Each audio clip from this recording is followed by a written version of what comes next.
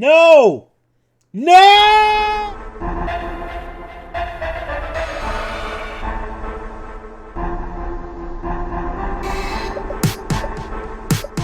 What's up, Raiders? Gruen here from RaidersLostFlix.com, and I was looking for articles that I should probably be working on today, because there's plenty of them out there, but I feel like this one has a shelf life of about 24 hours, so gotta get it out there, gotta talk about it while it's still relevant, because I just did a review for it Chapter 2 3 days ago. I came home and put it up like that midnight. I came directly from the theater, came home, closed the door, watched no reviews, read nothing, I was completely spoiler-free, gave my honest opinion, and then I was actually surprised when I went back and watched some of the bigger channels that I follow, and a lot of them said the same things that I did, so I was not biased in any way. I wasn't copying anybody. I was trying not to be part of the echo chamber mentality where we just kind of all get online and bitch about the same thing. I gave it a 3 out of 5. I didn't hate the movie. I didn't love the movie, all right? I think it's one ruins the other one. I think they fit together, but as far as It Chapter 2 being a standalone good movie, yeah, not so much, all right? The first one was definitely better, all right? So I don't think I mentioned that in my review, but I'm mentioning it now. I did a very short review. I don't believe in doing spoiler reviews. However, if you want me to do a spoiler review, I'll do one. If you guys would like for me to do a spoiler review, leave a comment down below. If I get 2 or 3 of you that say you're going to come back and watch it, I will definitely do that, all right? Otherwise, let us not waste each other's time. I come across this, here we go, Bill Skarsgård, who is fantastic as Pennywise, by the way. I like the fact that, like Heath Ledger, he didn't try to copy what came before him. He tried to bring his own into it, and he made a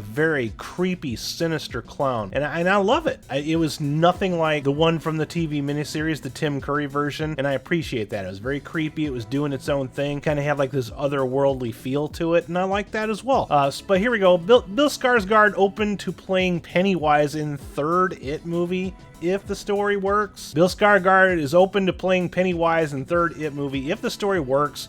Famed horror novelist Stephen King could hardly have known when he created the gargantuan tale of the Losers Club and Pennywise the dancing clown it would endure in such a legitimately terrifying manner. Now the second part to director Andy Muschietti's It adaptation is in theaters, and so far, It Chapter 2 is performing well and scaring plenty of eager fans. Even after the novel was published in 1986, the general public didn't truly become aware of the story's frightening nature until 1998, when ABC ran a 2-night TV adaptation of It. Was it 98, really? Wow. Excuse me, sir. Do you have Prince Albert in a can? You do? Well, you better let the poor guy out. Though the It miniseries had its flaws, it introduced Pennywise, who was then played, I think they meant in 89. I don't think it was 98. Yeah, 89. I think you got your numbers backwards, Screen Rant. But anyways, when ABC ran a 2-night TV adaptation of It, though the It miniseries had its flaws, it introduced Pennywise, who was then played by Tim Curry, as well as a multitude of terrors that was awaited in the fictional inhabitants of Derry to those who had never dared to tackle King's weighty horror tome before. Fast forward 20 years, and Pennywise still offers the sort of fear factor that keeps audiences hooked, wanting more, and most importantly, all terrified. Naturally, a major part of It movie abilities to introduce fear in its audience is due to Pennywise, as played by Skarsgård. With It Chapter 2, the iconic shape-shifting villain has reached the end of his tale, or has he? During a recent interview with EW, Skarsgård admitted that he would be willing to portray Pennywise again, but only if it had the right type of approach to it. Check out the full quote below. It would have to have the right type of approach to it. The book ends where the second movie ends, so that is the final chapter of the story. There is this interesting aspect of going back in time before all this happened. There might be a story there that might be worth exploring. Obviously, that would be a story that's not in the book. It would be a freestanding story, but obviously within the same universe, so there might be something interesting out of it. I think it would be fun. Stephen King fans are well aware that It is one book and has been adapted into 2 parts in order to properly tell the giant tale on big screen, and that's a decision that I agree with. King has not written a sequel to the best-selling hit, but this is certainly not out of the realm of possibility for the 71-year-old. At present, fans of other one of King's classic novels, The Shining, are awaiting the release of Dr. Sleep, the official sequel to the 1977 hit novel. King wrote Dr. Sleep back in 2013 with every intention to pair it with The Shining, and while we still don't know how that film adaptation will be received when it hits theaters at the end of October, its very existence is proof that King is willing to expand on the creative worlds in order to please fans. Or is he? So could a third chapter of It actually work?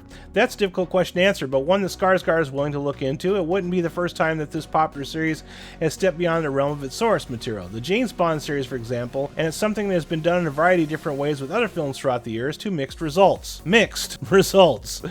As far as fans are concerned, however, the renewed property of It has proven that people love to be scared by Pennywise, meaning that Hollywood likely isn't ready to say goodbye to the dancing clown just yet.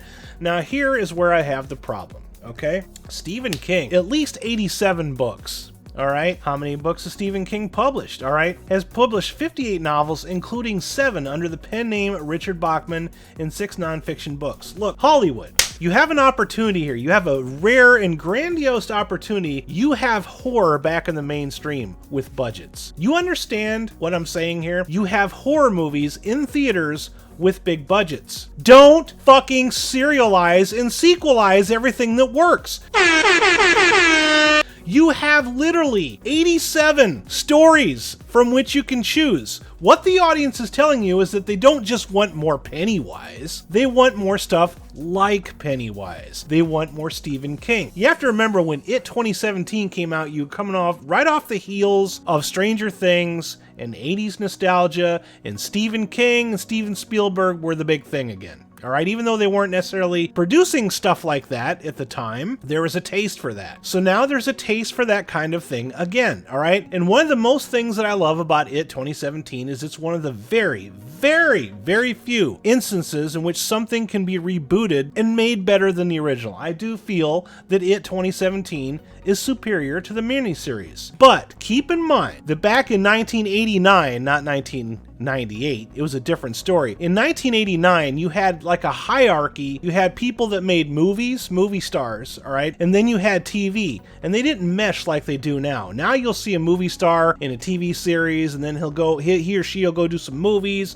and then come back and do another TV show or a TV special. It's one and the same, all right? And it's proved to have effective results on both the screen and on the small screen. But back in 1989, the small screen was like the lower hierarchy, all right? It's kind of like, best way I could describe it is if you've seen Alita, you got Zalem, that's like, you know, the big city, and nobody's allowed to go up there, and then you got Iron City, okay? Stephen King's It in 1989 was produced in Iron City, okay? So you had to use the Iron City pool of actors. You had to use, you know, the guy from Night Court and John Ritter, all right? Those were the people that you were allowed to pick from, all right? They did the best they could with the cast that they had. I think they did a fine job. I don't hate that movie, but It 2017 is definitely better. It's creepier, it's more cerebral. You get to spend time with the kids, which in my opinion was the best part of the miniseries anyway. And a lot of my problems that I had with It Chapter 2 are the exact same problems that I had with the miniseries, whereas when you get to the grown-ups, it's not quite as fun. You know what I mean?